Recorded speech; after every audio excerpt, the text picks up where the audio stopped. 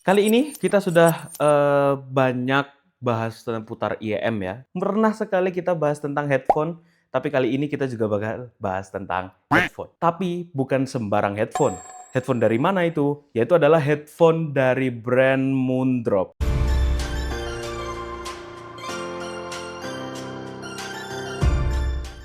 Bicara sedikit soal brand Moondrop. Aku lupa, aku kayaknya sudah pernah bahas putar Moondrop deh. Kalau nggak salah itu tentang Moondrop Cadence ya. Cerita sedikit ya, mungkin latar belakang dari Moondrop. Moondrop itu adalah brand dari Cina ya. Mungkin bisa dibilang adalah salah satu pelopor dari box anime yang sekarang menjadi sangat gencar sekali. Khususnya dengan adanya brand-brand pesaing seperti Tanjim atau mungkin bahkan yang sekarang sudah ada AI art-nya. Ya intinya pelopor dari anime, box anime itu setauku dari riset yang aku baca, itu dari brand Moondrop. Nah, Moondrop itu selain sering ngeluarin IEM juga beberapa kali lah, lebih tepatnya juga agak sering juga sih menurutku ya, itu ngeluarin produk headphone. Dan kebetulan yang kali ini adalah bagian dari lini TWS atau True Wireless Stereo ya, kalau nggak salah ya. Mohon dikoreksi nanti. Jadi dia ini bukan tipikal yang pakai kabel, tapi menggunakan koneksi Bluetooth. Kenapa kok tiba-tiba hari ini aku mau bicara tentang Moondrop Edge? Sebenarnya alasannya nggak banyak. Salah satu alasannya itu adalah karena belum lama ini kita itu ikut audio gathering di Malang. Ternyata di situ itu ada kayak undian door prize-nya. Dan kita dapat door prize yang paling besar yaitu adalah Moondrop Edge. Yang lain mungkin kalau nggak salah kemarin itu ada yang dibagi-bagiin itu ada sekitar 10 Moondrop Space Travel, 1 Moondrop Pill, dan 1 Moondrop Edge.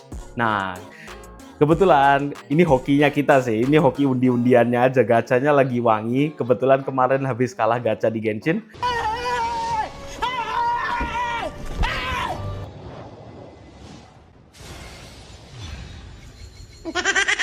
Tapi dapat Moondrop Edge itu adalah suatu keberuntungan ya, gimana ya, ya bersyukur aja sih gitu. Mari kita masuk ke sesi yang selanjutnya, yaitu adalah kita akan bahas seputar box-nya. Kebetulan box-nya ada di sini ya, mari kita buka saja. Ini dia box-nya. Terlihat sangat besar, prestige, mewah. Ada yang jatuh sedikit ya, ini kartu-kartu after sales term dan sebagainya. Tapi meskipun dia besar, meskipun dia kelihatan besar dengan ada gambarnya Mitsuki Yuki dan juga tonal dan sebagainya, tapi kita akan bahas sedikit saja. Yang pertama adalah fitur di sini ya, di box ini ada tulisannya, dia menggunakan Bluetooth version 5,4, terus juga menggunakan kodek SBC, AAC atau LDAC. Jadi dia udah support LDAC, harusnya seperti itu. Charging portnya menggunakan USB-C, jadi sudah yang terbaru pastinya. Terus juga working distance-nya over 10 meter. Dan ini ada note-nya tapi unobstructed open environment. Jadi ketika tidak ada hambatan. Tapi kalau ada hambatan pastinya jaraknya berkurang. Terus juga support sistemnya menggunakan Bluetooth device dan mobile phone. Total chargingnya dari 0 ke 100 itu kurang lebih 1,5 jam. Tapi battery lifespan-nya bisa sampai 2 hari atau 48 jam. Terus juga, wow, walaupun dia bentuknya besar, sebenarnya aku cukup kecewa. Kenapa kok begitu? Mari kita lihat isinya. Ini barangnya sudah aku keluarin ya. Pertama ini boxnya, wow besar. Terus kemudian di dalamnya ada kartu-kartu. Ini adalah tempat untuk Moondrop-nya, untuk headphone-nya ya. Dan yang ini tuh isinya itu cuma satu, yaitu adalah ini ya, pouch dan juga charging. Kabel chargingnya di mana ya tadi ya bang? Ya intinya itulah. Intinya cuma dapat pouch sama charging, kabelnya doang. Dan ya sekarang normal sih ya. Meskipun normal, isinya menurutku terlalu simple bro. Menurutku terlalu simple. Ya walaupun dia memang sudah serve the purpose gitu ya, kayak sudah dikasih packaging dengan pelindung dari foam yang bagus, terus juga ada kartu garansi segala macamnya. Tapi mungkin di beberapa kayak IEM itu kan banyak yang menyediakan kayak fitur-fitur tambahan atau mungkin kayak earpad-nya ini itu harusnya ada penggantinya. Cuma aku lihat di sini kayaknya nggak bisa dicopot juga dan ya Ini dari segi packaging megah mewah tapi cukup mengecewakan di bagian isinya. Kabelnya kalau dari yang aku ingat-ingat itu kabelnya itu biasa aja, bukan kabel yang bagus gitu. Untuk harga 1,3 menurutku worth it gak worth it? Sebenarnya bias ya jatuhnya ya. Kenapa kok aku bilang bias? Karena kita keseringan bahasnya IEM. Kalau di IEM banyak isinya, mau dari yang perintalan kecil-kecil sampai yang filter dan sebagainya. Tapi intinya itu packaging sangat simple, serve the purpose, tapi menurutku pribadi sedikit kecewa saja. Oke, aku kembalikan dulu. Oke, lanjut ke tonal suara. Untuk Moondrop Edge ini aku nggak akan bahas banyak soal tonal suara, tapi intinya kalian bisa ingat-ingat karakter referensi atau karakter tonal referensi dari Moondrop. Yang pertama itu dari sektor bass dulu. Untuk bass dari karakter headphone Moondrop Edge ini itu cukup yang tipis. Mau dibilang tipis sebenarnya ada, tapi kurang punch kalau aku nyebutnya ya. Jadi kurang terasa warm, masih walaupun dia kicknya ada, walaupun dia attack-nya, kalau aku nyebutnya attack ya, mungkin aku ada salah, mohon koreksi. Tapi overall dia punya tekstur yang cukup tipis dan kurang engaging aja sih. Khususnya buat para bass enjoyer, ini mungkin bukan buat kalian. Mid-nya dari segi vokal, dari segi instrumen, itu punya resolusi yang bagus.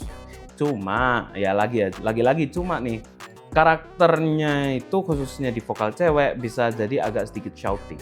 Kalau seperti biasa ya kita referensikan pakai Kinara Celes Wyvern Abyss, bukan Wyvern Abyss, Wyvern yang putih, itu mungkin lebih sedikit maju posisinya, vokalnya sedikit maju, dan juga lebih naik lah di midnya itu. Cuma menurutku masih kurang karena masih terasa tipis ya untuk vokal cowoknya khususnya yang agak kurang. Tapi kalau buat vokal cewek menurutku oke.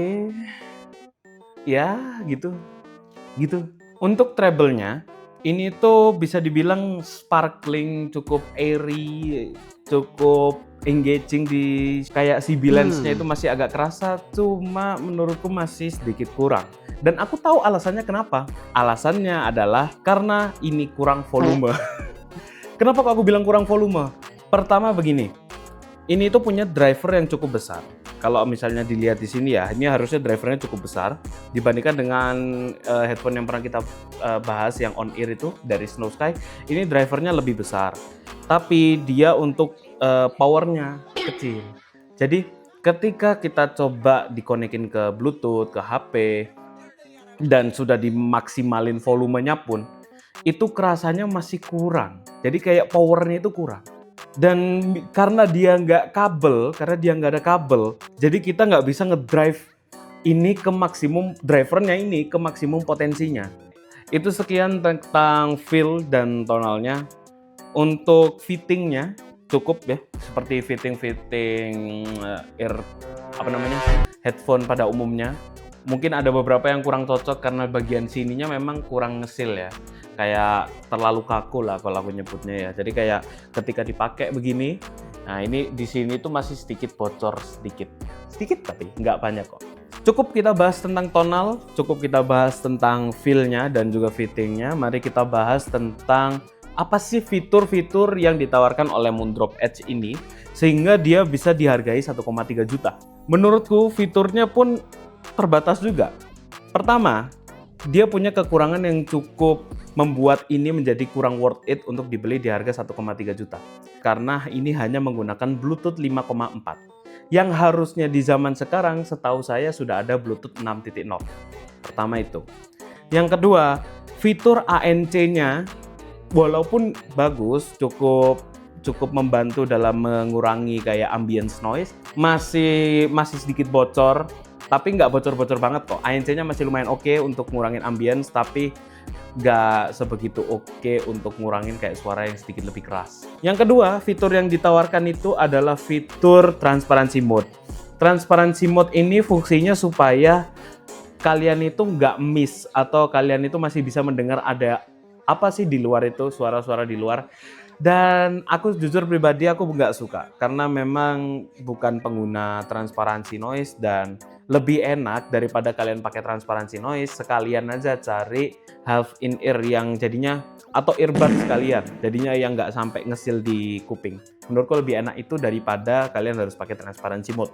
Cuman itu preferensi, ya kalian sisanya bebas lah untuk menilai lah. Itu cukup dari yang mau aku bahas hari ini. Intinya aku kasih aja alasan kenapa kok kalian harus beli Moondrop Edge dan kenapa kok kalian harus tidak beli Moondrop Edge. Yang pertama, alasan kenapa kalian harus beli Moondrop Edge. Karena bentuknya cantik. Jujur, untuk Moondrop dari lini Moondrop yang pernah aku lihat, ini bagus. Maksudnya dalam artian itu cocok kalau misalnya kalian suka yang warnanya itu cantik, khususnya yang cream ya. Untuk cewek-cewek yang nggak terlalu peduli sama suara, ini cantik banget. Yang kedua, fiturnya juga sebenarnya bukan yang paling bagus, tapi dia sudah cukup untuk menutupi kekurangan kebanyakan headphone di harga segitu. Menurutku pribadi ya, Dan juga lanjut ke alasan kenapa kok kalian nggak harus atau jangan beli Moondrop Edge kalau kalian memang nyarinya suara. Suaranya menurutku B aja. Punya head stage, sound stage yang bagus, tapi tonalnya kurang cocok. Mungkin tidak cocok khususnya untuk di Indonesia, tapi mungkin yang luar masih sedikit cocok. Tapi aku nggak tahu, ini preferensi. Yang paling berkesan dari Moondrop Edge ini adalah ketika aku mendapatkannya. Karena saya dapatnya giveaway. Kalau saya dapatnya beli, saya nggak impress. Tapi kalau saya dapatnya giveaway, saya ngidi. Jadi ini skornya 10/10. Karena saya dapat giveaway. Sekian yapping saya kali ini, dan terima kasih sudah menonton. Bagi kalian yang tertarik ya, ingin penasaran sama IEBM yang lain, silahkan komentar. Nanti kita usahakan lah bisa cari lah itu ya. Dan juga jangan lupa subscribe dan juga like video ini jika kalian tertarik. Dan sampai jumpa di next video. Jangan lupa follow Instagram dan sosial media kami. Bye-bye.